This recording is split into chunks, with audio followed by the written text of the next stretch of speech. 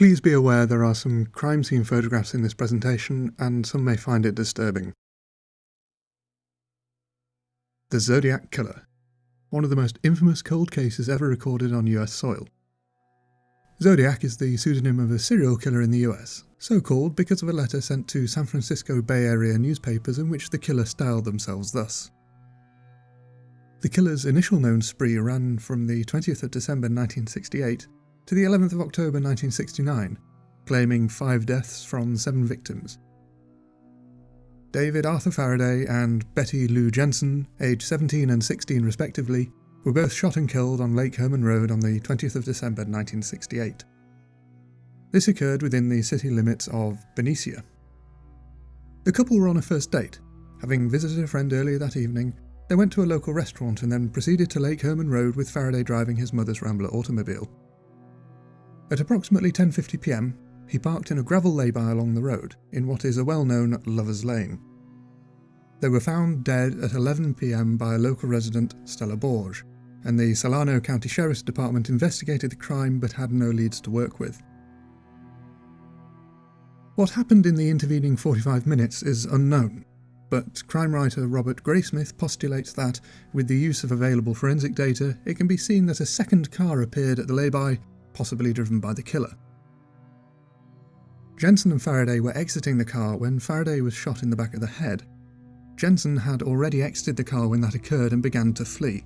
Her body was found 28 feet away from the Rambler with 5 gunshot wounds in her back.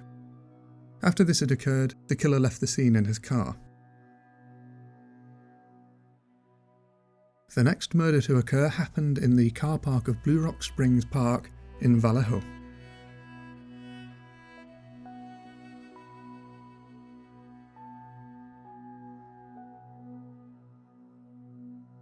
Michael Reno Magao, 19, and Darlene Elizabeth Ferrin, 22, was shot just before midnight on the 4th of July 1969.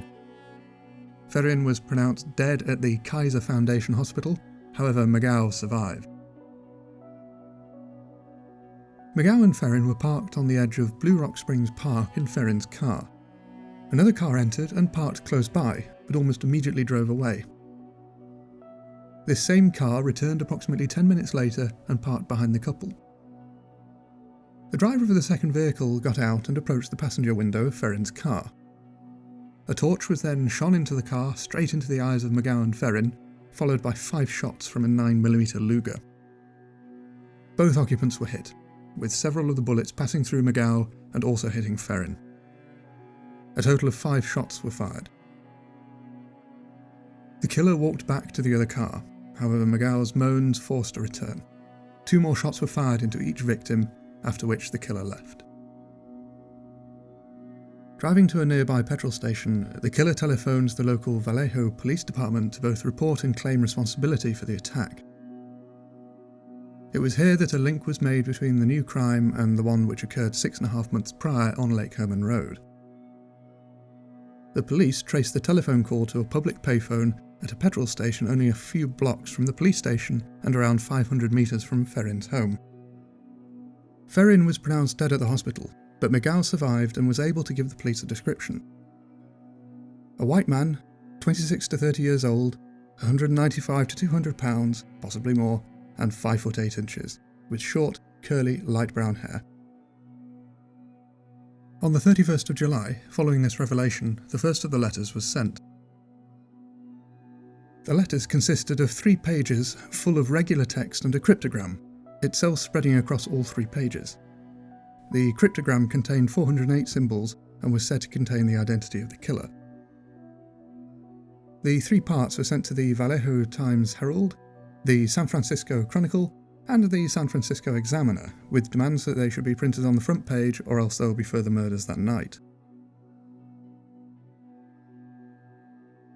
I like killing people because it is so much fun. It is more fun than killing wild game in the forest because man is the most dangerous animal of all. To kill something gives me the most thrilling experience. It is even better than getting your rocks off with a girl. The best part of it is that when I die I will be reborn in paradise and the I have killed will become my slaves. I will not give you my name because you will try to slow down or stop my collection of slaves for my afterlife. Ebioria tameth pt.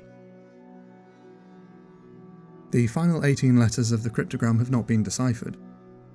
It does also contain errors, with some of the deciphered symbols not making fully correct words. The letters were not published on the front pages the following day, nor by all 3 newspapers. However, it was eventually published in its entirety. The day after the Chronicle received it, it published its part on page 4 of the paper, with a note from the Vallejo police chief requesting more information to prove the person writing was the killer. On the 7th of August, another letter was sent detailing parts of the previous murders which had not been made public by the police. It was also sent to, and published by, the San Francisco Examiner. This was also the first instance of the name Zodiac, which the killer had used in the letter's salutation. Dear Editor, this is the Zodiac speaking. Over a month passed without any known activity. The next victims were Brian Calvin Hartnell, aged 20, and Cecilia Ann Shepherd, aged 22. They were stabbed on the 27th of September 1969 at Lake Berryessa. Shepherd died on the 29th of September from the injuries suffered, while Hartnell managed to survive 8 stab wounds to the back. They were both college students from Pacific Union College and were out having a picnic at Lake Berryessa. They were on a small island in the lake, only connected to the mainland by a small spit of sand leading to Twin Oak Ridge. There they were approached by a man, his description given as white, around 5'11", weighing more than 170 pounds, with combed, greasy brown hair, wearing a black executioner's-style hood with clip-on sunglasses and a peculiar bib which had a 3x3-inch white cross circle on it. The man approached them with a gun and said he was an escaped convict, where he had killed a guard and escaped with his car, which, from the information given, was inferred to be Deer Lodge Jail in Montana. He explained that he now needed a car and money to get to Mexico. He told Shepherd to tie up Hartnell with some pre-cut clothesline he had brought, and, once that was done, proceeded to tie her up. When he checked Hartnell's bonds, he found them to be quite loose and proceeded to tighten them. Hartnell believed the event to be part of a robbery. However, the killer took out a knife and stabbed them 16 times. Shepherd 10, Hartnell 6. Hiking 460 metres back to Hartnell's car on Knoxville Road, the killer drew the same cross circle with black felt-tip pen on the door of the car, and beneath it wrote Vallejo 12/20/68, 7/4/69, September 27th, 69, 6:30, by knife. The killer telephoned the Napa County Sheriff's Office at 7:40 p.m. to report the crime. He had used a payphone at the Napa Car Wash on Main Street in Napa. The killer spoke first to the operator, where he said he wished to report a murder. No. A double murder. Police found the phone, still off the hook, minutes later. This was as the phone, once again, was only a few blocks from the sheriff's office.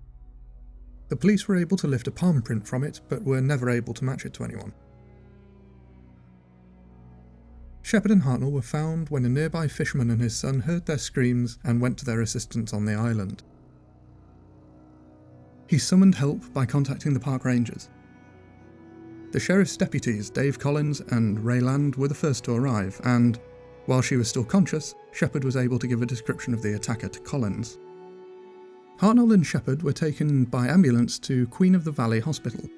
However, Shepherd lapsed into a coma during transit and never recovered, dying 2 days later. Hartnell survived the attack and was able to recount it to the press.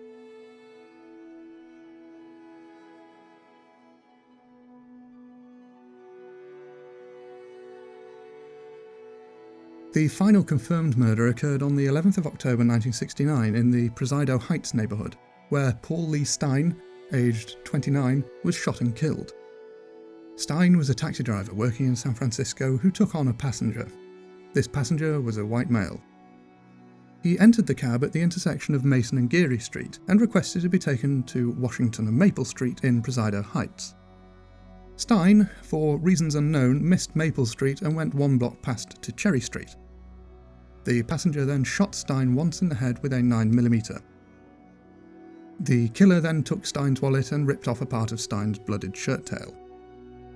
This was observed by 3 teenagers across the street who, at 9:55 p.m, telephoned the police while the crime was still in progress. The teenagers observed the man wiping down the cab and then proceeding off towards the Presidio, 1 block to the north. Patrol officers Dan Fook and Eric Zelms responded to the call and were 2 blocks from the crime scene. They saw a man walking along the path on Jackson Street who then stepped onto a stairway leading up to the garden of one of the homes on the north side of the street. Fook estimated the man to be 35 to 40 years old, a white male, 5'10" with a crew cut. This was similar to the teenager's description, only older. They had described the man as a 25 to 30-year-old and 5'8" to 5'9". Fook and Zelms didn't stop the man as the police radio dispatcher had initially put them on the lookout for a black suspect. This mix-up in the descriptions remains unexplained. The police searched the area but could not find any suspects. It was initially thought to be a robbery that had escalated, nothing more sinister. This was changed when, 2 days later, the San Francisco Chronicle received a new letter from Zodiac taking credit for the killing, detailing a threat as to how he would kill off some school children on a school bus, and containing a piece of the bloody shirt. With the increased number of witnesses, a police sketch artist worked with them and was able to produce a sketch of the killer. Over the following years, the San Francisco Police Department investigated approximately 2,500 suspects. While this is the end of the confirmed kills of the Zodiac, at least as of 2020, it is not the end of the communication and threats. Zodiac then called the Oakland Police Department and demanded that either F. Lee Bailey or Melvin Belly, 2 prominent lawyers, appear on the following morning's television show, AM San Francisco. Bailey was unavailable, but Belly did appear on the show. The show's host, Jim Dunbar, requested that the viewers keep the lines open at all times. Someone claiming to be Zodiac did telephone the show several times and gave their name as Sam. Belly agreed to meet up with Sam in Daly City, but Sam never showed up. The 8th of November 1969 saw another cryptogram posted to the Chronicle, this time containing 340 characters.